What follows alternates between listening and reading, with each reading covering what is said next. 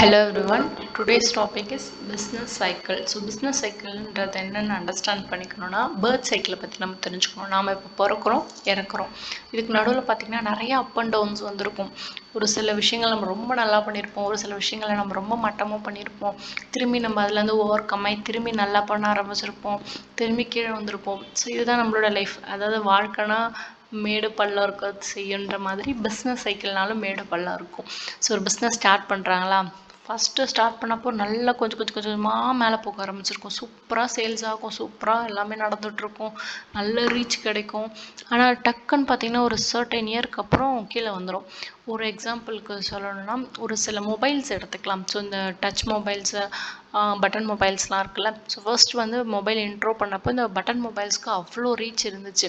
ஆனால் ஒரு சர்டைன் பீரியட்க்கு அப்புறம் எப்போ வந்து நம்மளோட ஸ்க்ரீன் மொபைல்ஸ் இந்த ஆண்ட்ராய்டு மொபைல்ஸ் வந்துச்சோ அப்படியே சட்டனாக வந்து பட்டன் மொபைல்ஸ் வாங்குறது கம்மியாச்சு. ஸோ அந்த ஒரு ஒரு 10 இயர்ஸ் தான் அந்த பட்டன் மொபைல்ஸ் வந்து நிறைய பேர் வந்து பர்ச்சேஸ் பண்ணிகிட்டு இருந்தாங்க. உடனே கீழே வந்துச்சு. அதுக்கப்புறம் என்ன வந்துச்சு, ஆண்ட்ராய்டு வந்துச்சு. ஸோ ஆண்ட்ராய்டு நல்லா மேலே போயிட்டு இருந்துச்சு. டக்குன்னு பார்த்தீங்கன்னா ஆப்பிள் ஃபோன் வந்துச்சு. உடனே ஆண்ட்ராய்டு யூஸ் பண்ணுறவங்க எல்லாமே இல்லை ஆப்பிள் தான் வந்து கெத்துன்னு சொல்லிட்டு உடனே டக்குன்னு ஆப்பிளுக்கு சேஞ்ச் ஆனாங்க. ஸோ அப்போ ஆண்ட்ராய்டு கொஞ்சம் இறங்குச்சு. அது ஒரு 5 இயர்ஸ்ன்னு வச்சுக்கலாம். அதுக்கப்புறம் ஆப்பிளுக்கு கூடுச்சு. அப்புறம் நெக்ஸ்ட் வேர்ஷன்ஸ் வர வர அதாவது அதுக்கு மாறிட்டே இருக்கும். ட்ரெண்ட்ஸ் வர வர ட்ரெண்டுக்கு மாறிட்டே போகும் இல்லையா. ஸோ அவ்வளோதான் பிஸ்னஸ் சைக்கிள்ன்றது. ஆரம்பித்து கொஞ்ச நாள் அதுக்கான டிமாண்டு இருக்க வரைக்கும் நல்லா போகும். அதுக்கப்புறம் கண்டிப்பாக நம்ம பிறந்து கொஞ்ச நாள் வாழ்ந்து இறக்குற மாதிரி அதுக்கான டிமாண்டும் கம்மியாக ஆரம்பிச்சிடும். ஆனால் ஒரு சில ப்ராடக்ட்ஸ்க்கான டிமாண்ட் எப்பயுமே இருக்கும். ஃபார் எக்ஸாம்பிள் சொன்னால் ரைஸுக்கான டிமாண்ட் எப்பயுமே இருந்துகிட்டு தான் இருக்கும். ஏன்னா பசிக்குது இல்லையா, சாப்பிட்டு தான் ஆகணும். ஸோ அதை மாதிரி இருக்கிறதுக்கு எல்லாமே ஒரு ஸ்டாண்டர்டான டிமாண்ட் மெயின்டைன் ஆகும்.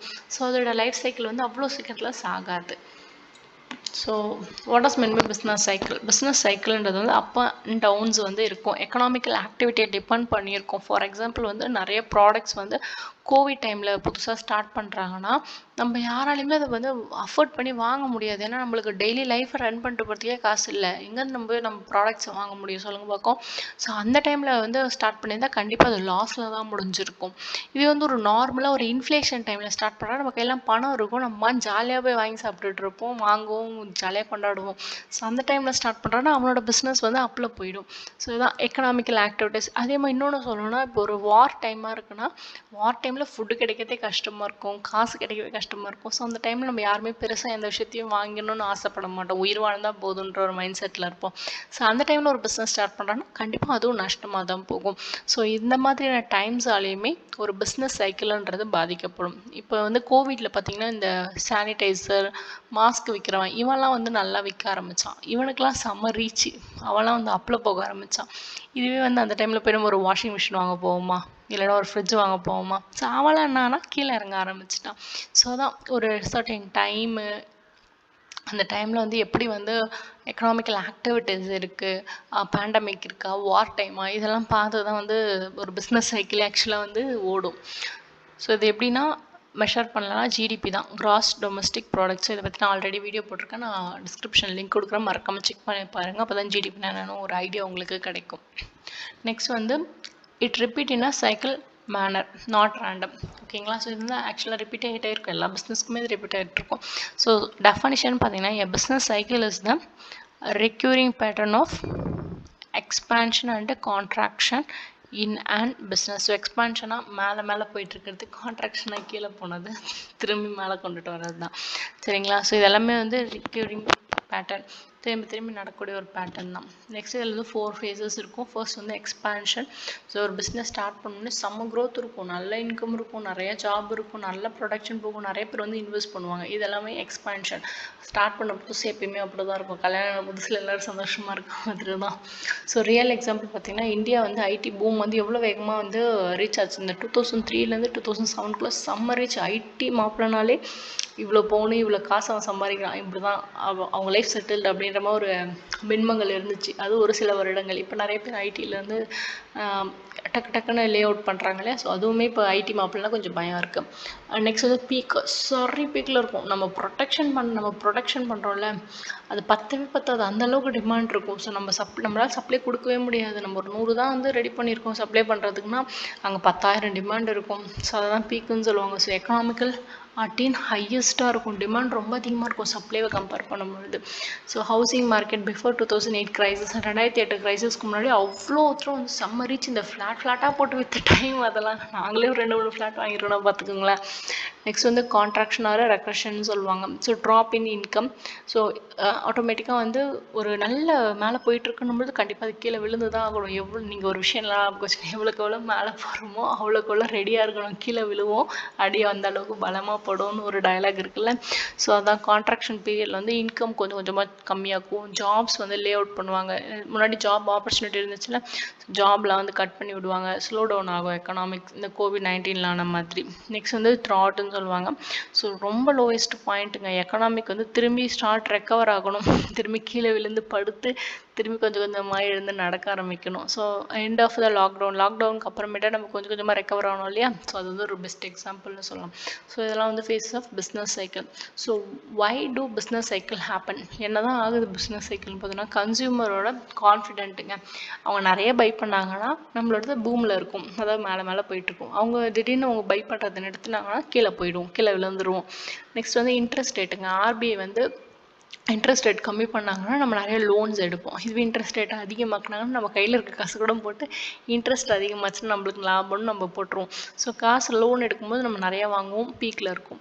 இதே நம்ம கையில் இருக்க காசு எடுத்துகிட்டு போய் பேங்க்கில் வந்து இன்ட்ரெஸ்ட்காக போடும்போது நம்ம எதுவும் வாங்க முடியாது. ஸோ ஆட்டோமேட்டிக்காக கீழே விழுந்துடும் சைக்கிள். நெக்ஸ்ட் பார்த்திங்கன்னா எக்ஸ்டர்னல் ஷாக்ஸ் லைக் வார், பேண்டமிக், ஆயில் ப்ரைஸ் இதெல்லாலையுமே வந்து ஒரு சில விஷயங்கள் பாதிக்கப்படும். ஸோ இந்த வார், பேண்டமிக், ஆயில் ப்ரைஸ் எல்லாம் நம்ம உயிர் வாழணும், நம்ம சஸ்டெயின் பண்ணுறது மட்டும்தான் மைண்டில் இருக்கும்.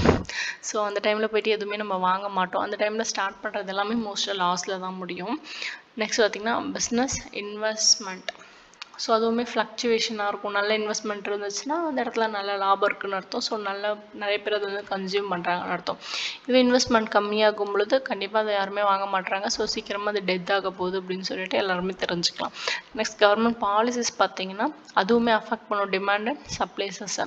ஸோ முன்னாடி ஆர்பிஐ பார்த்தாலும் அது மானிட்டரி பாலிசின்னு சொல்லுவாங்க, கவர்மெண்ட்டோட ஃபிஸ்கல் பாலிசின்னு சொல்லுவாங்க. ஸோ இந்த ஃபிஸ்கல் பாலிசியால் என்ன ஆகும்னா, இந்த கவர்மெண்ட் வந்து ஏதாவது வந்து அமௌண்ட்டை வந்து உள்ளே தள்ளினாங்கன்னா, லைக் வந்து இப்போ ஒரு கன்ஸ்ட்ரக்ஷன் ஒர்க்காக கவர்மெண்ட் வந்து காசு ஸ்பெண்ட் பண்ணுதுன்னும் பொழுது எல்லாருக்கையும் காசு இருக்கும். ஸோ கண்டிப்பாக அப்போ நிறைய ப்ராடக்ட்ஸை பை பண்ணுவோம், அதனால பூமில் இருக்கும் சைக்கிள். இதுவே வந்து காசே இல்லை, இன்ஃப்ளேஷன் அதிகமாக இருக்குன்னு ஏதாவது கொஞ்சம் அவங்க வந்து கன்ஸ்ட்ரக்ஷன் ஒர்க்லாம் எடுத்துனாங்கன்னா யார் கையிலையும் காசு இருக்காது. ஸோ இப்போ ஆட்டோமேட்டிக்காக நம்ம கையில் காசு இல்லை, நம்ம டெய்லி லைஃப் ரொட்டீனை வந்து நம்ம கொண்டுட்டு போகணும் தான் பார்ப்போம், எதுவும் வாங்க மாட்டோம் புதுசாக. ஸோ அதான் ஒரு எக்ஸாம்பிள் சொன்னேன். இந்த COVID-19 வந்து டிமாண்ட்ஸ் வந்து டிராஸ்டிக்காக ட்ராப் ஆகிடுச்சு. ஸோ அதை ரெக்ரெஷன் பண்ணணும்னு சொல்லிட்டு போஸ்ட் பேண்டமிக் அப்போ கவர்மெண்ட் ஸ்டிமுலேட் பண்ணாங்க. நிறைய வந்து காசு கொடுத்து நிறைய பேர் வந்து நிறைய விஷயங்களை வாங்க வச்சாங்க, எக்ஸ்பேன்ஷனரி பாலிசி கொண்டுட்டு வந்தாங்க. So features of business cycle பார்த்திங்கன்னா இது எல்லாமே வந்து ஒரு சைக்கிள் தான், இது எதுவுமே பெர்மனெண்ட்டே கிடையாது. இது எல்லாமே வந்து எதை வந்து இம்பேக்ட் பண்ணால் குளோபலி இம்பேக்ட் ஆகும். ஸோ உலகத்தில் எங்கே எந்த மூலையில் எது நடந்தாலும் ஆயில் ப்ரைஸ் ரைஸ் ஆகும். ஸோ அதனால் என்ன ஆகும், எல்லா பிஸ்னஸுமே பாதிக்கப்படும். நெக்ஸ்ட்டு வந்து வேரியஸ் இன் டைமுங்க. முன்னாடி சொன்ன மாதிரி ஒரு சில விஷயங்கள் ஒரு சில ஃபேஸ் வரைக்கும் தான் பூமில் இருக்கும், டக்குன்னு கீழே விழுந்துரும், ஒரு 3 வருஷம் ஒரு 10 வருஷம். So very in time. Next வந்து affect employments. So employment affect பண்ணும்போது யாருக்கையும் காசு இருக்காது, ஸோ கண்டிப்பாக ட்ராப் ஆகும். இன்ஃப்ளேஷன் வரப்பையும் எல்லார்ட்டையும் பணம் இருக்கும், ஸோ கண்டிப்பாக அப்போ பூமில் போகும். பிஸ்னஸ் ப்ராஃபிட் வரப்போ எல்லா கையிலையும் காசு இருக்கும், பூமில் போகும். ஸோ இன்வெஸ்ட்மெண்ட் நிறைய நடக்கிறப்பையோ இல்லை கம்மியாக நடக்கிறப்பையோ அதுவுமே சைக்கிள்ஸை வந்து அஃபெக்ட் பண்ணும். நெக்ஸ்ட்டு ஹார்ட் டு ப்ரிடிக்ட் எக்ஸாக்ட்லிங்க. ஸோ ரொம்ப கஷ்டங்க, கரெக்டாக வந்து நம்ம ப்ரிடிக்ட் பண்ணுறது ரொம்ப ரொம்ப கஷ்டம். இப்போ நானே ஒரு பிஸ்னஸ் நடத்தினா இது எப்போ மேலே போய் எப்போ கீழே வரும்ன்றது ரொம்ப ரொம்ப கஷ்டம் ப்ரிடிக்ட் பண்ணுறது. நெக்ஸ்ட் வந்து இம்பாக்ட் ஆஃப் பிஸ்னஸ் சைக்கிள் பார்த்திங்கன்னா டியூரிங் பூம், அதாவது ஹையில் இருக்கும்பொழுது நிறைய இன்கம் கிடைக்கும், நிறைய ஜாப் ஆப்பர்ச்சுனிட்டி க்ரியேட் பண்ணலாம், நம்ம ப்ராடக்ட்டுக்கு அவ்வளோ டிமாண்டு பார்த்துக்கோங்க. அண்ட் மோர் டேக்ஸ் வந்து நம்ம கவர்மெண்ட்க்கு பே பண்ணுற மாதிரி இருக்கும். இதுவே கீழே விழுந்துட்டோன்னு வச்சுக்கோங்களேன், ஜாபு கட் பண்ணுற மாதிரி இருக்குது, நம்மள்ட்ட காசு இல்லை அப்படிங்கிறத நம்ம எம்ப்ளாய் காசு கொடுக்க முடியும். நெக்ஸ்ட் வந்து பிஸ்னஸ் வந்து க்ளோஸ் பண்ணுற மாதிரி கூட ஒரு சில சுச்சுவேஷன்ஸில் போகலாம். நெக்ஸ்ட் வந்து கஸ்டமர்ஸோட டிமாண்ட் வந்து ஃபால் ஆகும், அவங்களோட டெய்லி லைஃப் ரன் பண்ணுறதுக்கே அவங்க கஷ்டப்படுவாங்க, எங்கே நம்ம ப்ராடக்ட் வாங்குவாங்க சொல்லுங்கள் பார்க்கும். நெக்ஸ்ட் வந்து ஆட்டோமேட்டிக்காக ப்ராஃபிட் கட் ஆகுதுன்னா கவர்மெண்ட்டுக்கு நம்ம டேக்ஸுமே வந்து கட் பண்ணுற மாதிரி தான் இருக்கும். ஸோ 2008 வந்து ஒரு குளோபல் கிரைசிஸ் வந்துச்சு இல்லை, அப்போ தௌசண்ட்ஸ் ஆஃப் ஜாப் வந்து இந்தியாவில் வந்து எக்ஸ்போர்ட் செக்டரில் வந்து தூக்கிட்டாங்க. ஸோ அப்போ வந்து எதனாலனா டிமாண்ட் வந்து ஃபால் ஆச்சு யூஎஸ்லேயும் யூரோப்லேயும், அதனால் வந்து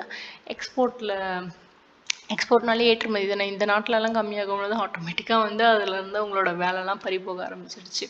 ஸோ உங்களுக்கு இந்த வீடியோ யூஸ்ஃபுல்லாக இருக்கும்னு நினைக்கிறேன். யூஸ்ஃபுல்லாக இருந்துச்சு மறக்காம சேனலை சப்ஸ்கிரைப் பண்ணுங்கள், லைக் பண்ணுங்கள், உங்கள் ஃப்ரெண்ட்ஸ் அண்ட் ஃபேமிலிக்கு ஷேர் பண்ணுங்கள். Thanks for listening. உங்களுக்கு ஏதாவது டவுட்ஸ் இருந்துச்சுன்னா மறக்காம கமெண்ட் பாக்ஸில் கமெண்ட் பண்ணுங்கள். அதுக்கான வீடியோஸ் நான் முடிஞ்ச அளவுக்கு சீக்கிரம் போடுறேன்.